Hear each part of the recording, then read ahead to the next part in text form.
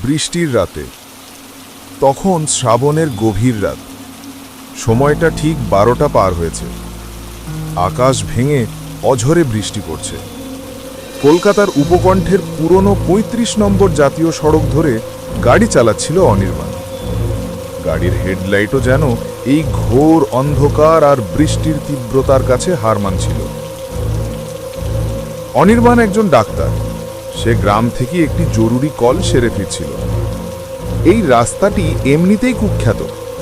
রাস্তার দুপাশে গভীর জঙ্গল আর মাঝে মাঝে দু একটা ভাঙাচোরা ল্যাম্পপোস্ট। স্থানীয়রা বলে এই রাস্তায় নাকি ১০০ বছর আগে এক জমিদারের মাথা কেটে খুন করা হয়েছিল। আর বৃষ্টির রাতে সেই মাথা কাটা ভূতের নাকি দাপট বাড়ে। অনির্বাণ অবশ্য এসব বিশ্বাস করে না, কিন্তু আজ কেন যেন তার বুকটা কেঁপে উঠছিল। হঠাৎ করেই বাতাসের তীব্রতা অসহ্য হয়ে উঠল। মনে হলো যেন কেউ গাড়ির উপর সপাটে আঘাত করল।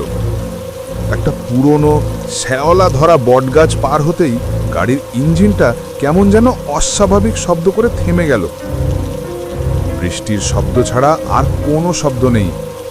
বাইরে ঘন জমাট অন্ধকার। অনির্বাণ স্টিয়ারিংয়ে মাথা রেখে একটু শান্ত হওয়ার চেষ্টা করল। ফোনটা দেখল, নো নেটওয়ার্ক। সে বাইরে বের হওয়ার সাহস পেল না। কাচের ওপর বৃষ্টির ফোঁটা এমন জোরে পড়ছিল যে মনে হচ্ছিল যেন হাজারটা ছোট পাথর এসে আঘাত করছে। ঠিক তখনই অনির্বাণ শুনতে পেল একটা অদ্ভুত ভেজা থপথপ শব্দ। শব্দটা গাড়ির পিছন দিক থেকে আসছিল। মনে হচ্ছিল যেন কেউ ভারী ভিজে কাঠের গুড়ি টেনে টেনে হাঁটছে।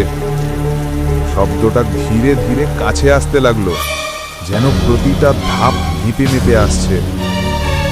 ভয়ে অনির্বাণের হাত পা ঠান্ডা হয়ে এলো। সে কাঁপতে কাঁপতে রিয়ার ভিউ মিরারে চোখ রাখলো। প্রথমে কিছুই দেখতে পেল না, শুধু বৃষ্টির ঝাপসা আবরণ। তারপরই এক ঝলক বিদ্যুতের আলোয় দৃশ্যটা দেখে তার রক্ত হিম হয়ে গেল। গাড়ির ঠিক পিছনে রাস্তার মাঝখানে দাঁড়িয়ে আছে একটি দীর্ঘ কালো অবয়ব। অবয়বটির পরনে জমিদারি আমলের ভিজে চাদর, যা বৃষ্টিতে মিশে একাকার।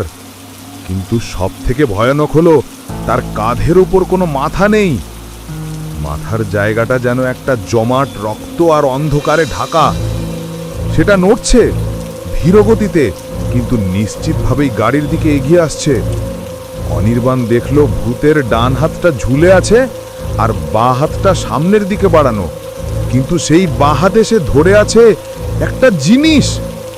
আরেকবার বিদ্যুতের ঝলক। অনির্বাণ স্পষ্ট দেখল ভূতের হাতে ধরা জিনিসটা আর কিছুই নয়, তার নিজেরই কাটা মাথা। সেই মাথাটা চোখ দুটো যেন গাড়ির ভিতরে অনির্বাণকেই খুঁজছে, ফ্যাল ফ্যাল করে চেয়ে আছে। অনির্বাণ চিৎকার করতে চেয়েও পারল না, তার গলা দিয়ে কোনো স্বর বেরোলো না। সে পাগলের মতো চাবি ঘুরিয়ে ইঞ্জিন স্টার্ট করার চেষ্টা করতে লাগলো। ঘ্যাঁস ঘ্যাঁস করে শুধু ব্যর্থ শব্দ। মাথা কাটা ভূতটা এবার গাড়ির পাশে চলে এসেছে। অনির্বাণ কাঁচের মধ্যে দিয়ে ভিজে চাদর আর মাংস পচার একটা ঠান্ডা গন্ধ পেল। ভূতটা এবার ড্রাইভারের জানালার ঠিক পাশে এসে দাঁড়ালো। তারপর তার কাঁধের উপরের ফাঁকা জায়গাটা থেকে একটা ভেজা ফোঁস ফোঁস শব্দ বেরিয়ে এলো, যা মানুষের নিঃশ্বাসের মতো নয়। ভূতটা এবার তার বাঁ হাতে ধরা মাথাটা জানালার কাচের খুব কাছে নিয়ে এলো। মনে হলো মাথাটা যেন কিছু বলতে চাইছে। ঠিক তখনই একটা জোরে ঠকাস শব্দ হলো। ভূতের ঠান্ডা ভেজা হাতটা গাড়ির কাঁচের উপর এসে পড়ল। আতঙ্কে অনির্বাণ আরেকবার চাবি ঘোরালো।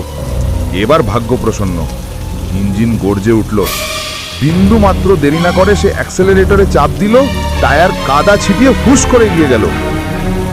সে পাগলের মতো গাড়ি চালিয়ে অনেক দূর চলে এলো। হাঁপাতে হাঁপাতে সে রিয়ার ভিউ মিরারে শেষবারের মতো দেখল। বৃষ্টি আর অন্ধকারে আর কিছু দেখা গেল না।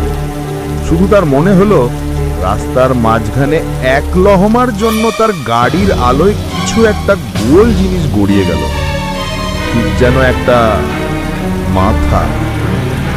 অনির্বাণ সে রাতে কোনো মতে বাড়ি ফেরে, কিন্তু সেই রাতের পর থেকে যখনই বৃষ্টি নামে সে সে তার বন্ধ ঘরের কাচের দরজায় একটা ভেজা থকথকে হাতের ছাপ দেখতে পায়, আর সেই থপ থপ শব্দটা আজও তার কানে বাজে।